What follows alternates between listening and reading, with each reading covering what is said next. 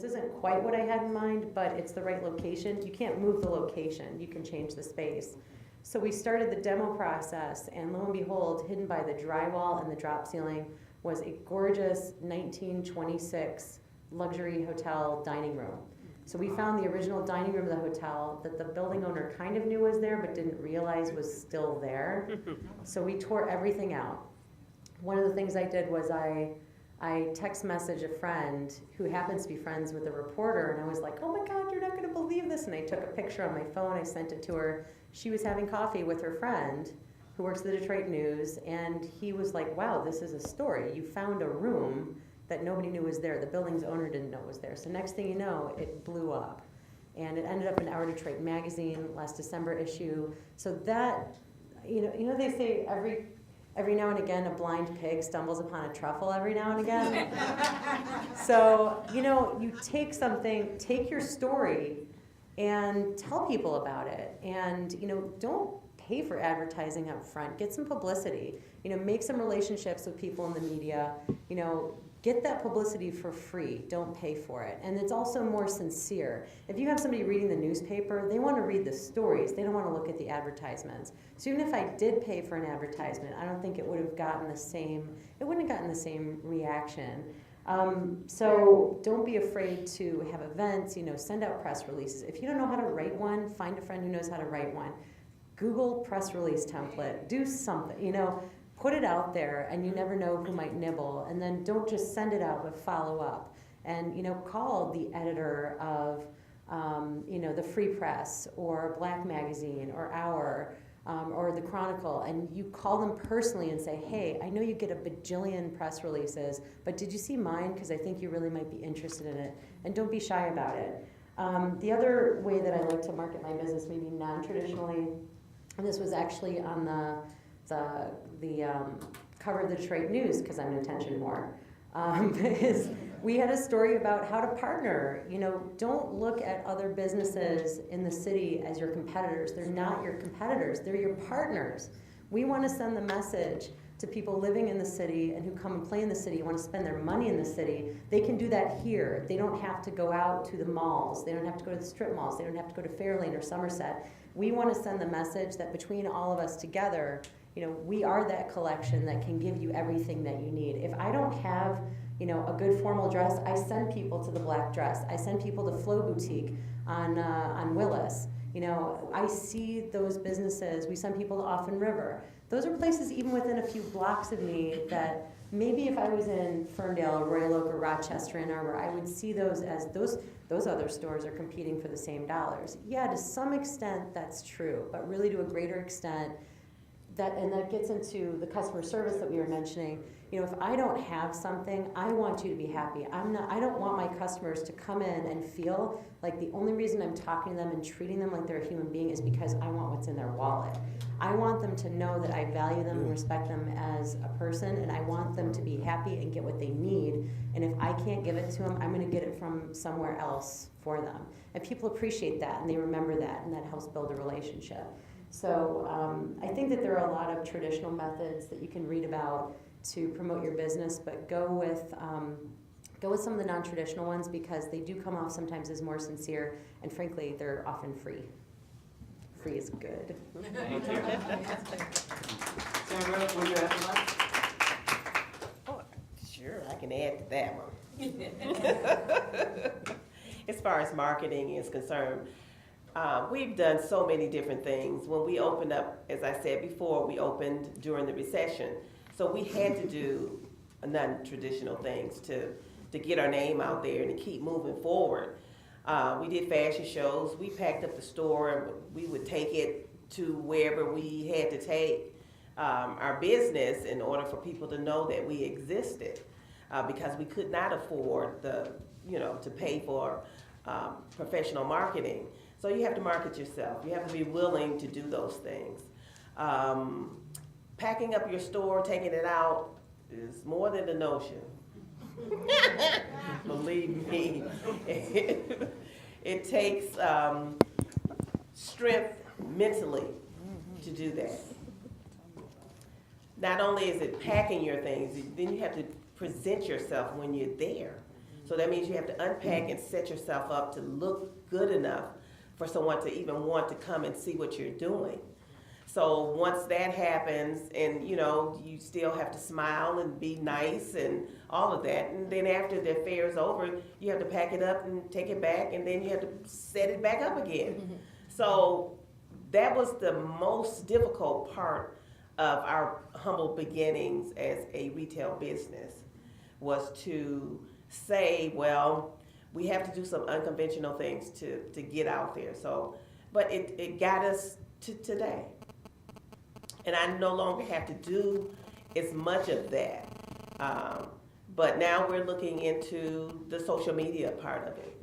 So that's the next step, is to do that. So as far as marketing, there's a lot of other things that you can do. Whether you post it yourself.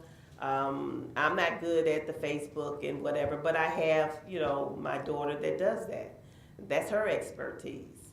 So when you go to Facebook to see us, or our web page to see us, it's professional. We send out email blasts continuously. Just like on television, you turn it on, you see Macy's, and they're in your face constantly. So we have to be in your face constantly too. We're not trying to compete with them, but we want you to hear our name as well. So we have fun with email blasts. So, we get a little funny sometimes and make up things, and people enjoy it. And they come in the store and say, well, we came here because we got your email. So that's what we want. Just be mindful, be nice, be polite, give that customer service with a big smile. Thank you. Good job. Rufus?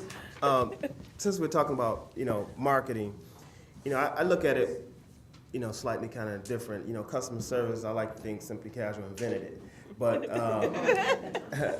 I'm at the table with my other compadre, so I won't claim that by myself. But anyway, marketing is a very critical part of your business, but I like to look at marketing slightly different. I believe one is that I don't think you should pick up your store and take it anywhere. You got to get the customers used to coming to your door. You got to get them used to coming to your door. If you start going to them, they have no need to come to you.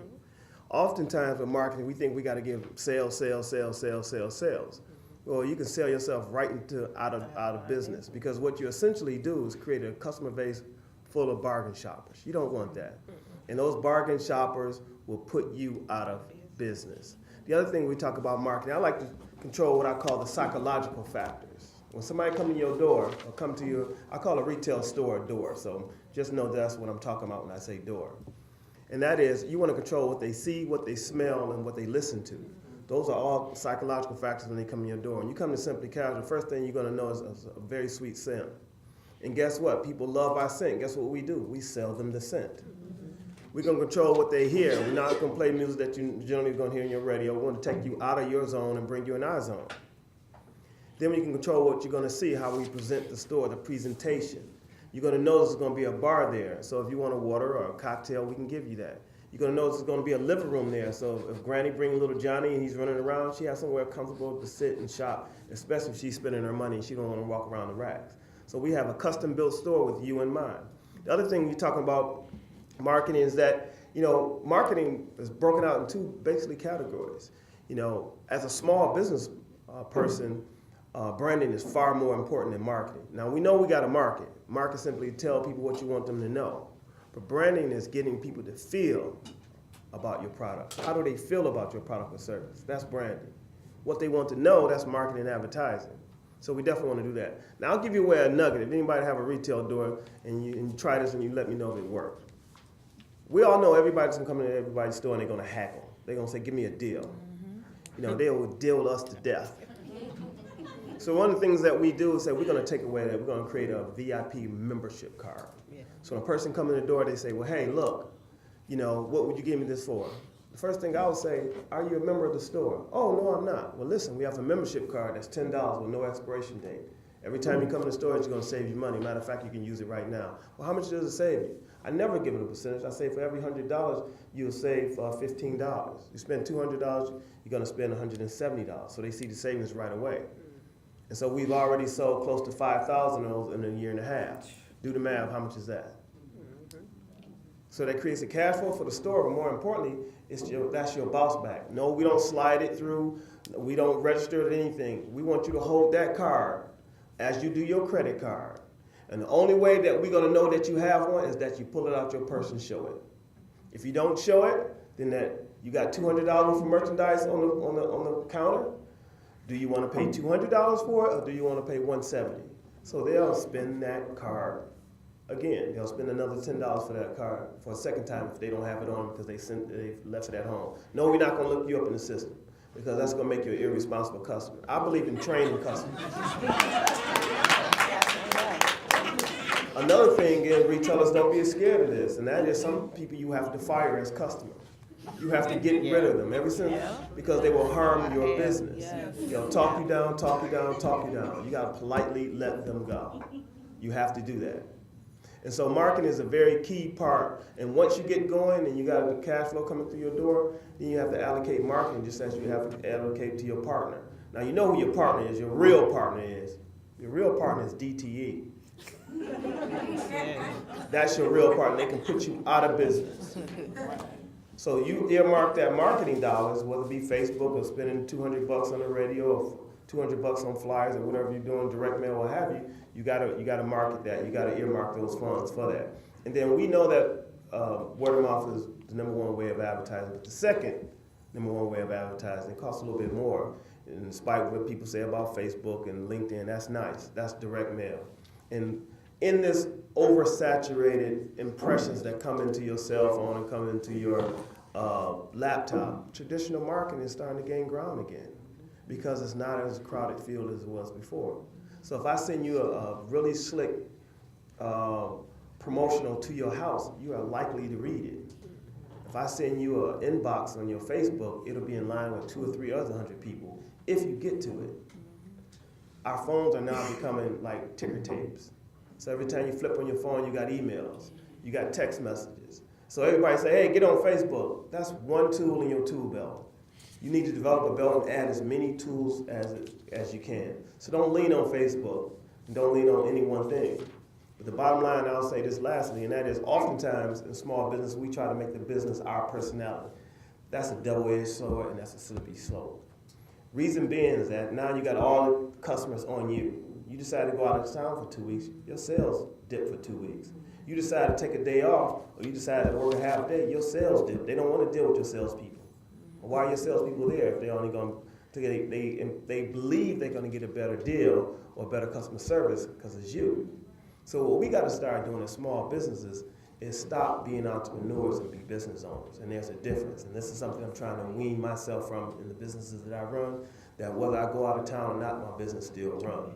So when they talking to a customer, a staff person, that they also talking to me. And I think that we have to learn to build a system and decide whether or not we're going to work in that system or not, as opposed to us being the system. Because when we go down, our business go down. So yeah, we want to be a personality in your business, but you want to make sure that your key person, whether it's your manager or top salesperson, that they get all the shine and you hide in the background. You should be the problem fixer. So I just want to give out that nugget as well.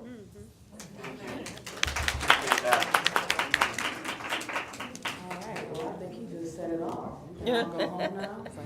Yeah, well, I mean, you know, we're at 3:30 right now. Yeah. You guys want to start taking some questions and start the dialogue? Let's go for it.